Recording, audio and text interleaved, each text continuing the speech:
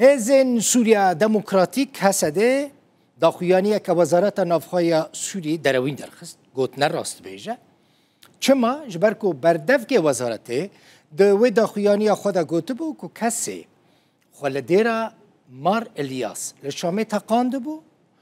او جو کامپا هوله چوبو و لسر به یکی جی هسته اشکره کر گوان لی پرسین کرنه لی کولین کرنه و ده انجام ده دیار بویه که کسی که جو کامپا هوله در نکتیه نچویه او کسی که حکومت دا خواه آزاد کرنه وان گربو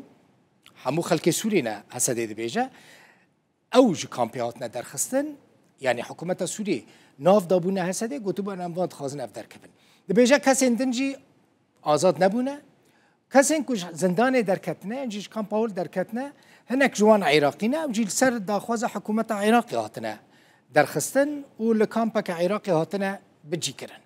هسته ده داخویانی خود ده بیجه او تکانه هزه گل دجی داعش شرکر و ده سال 2019 ده جی داعش لباغوز شکاند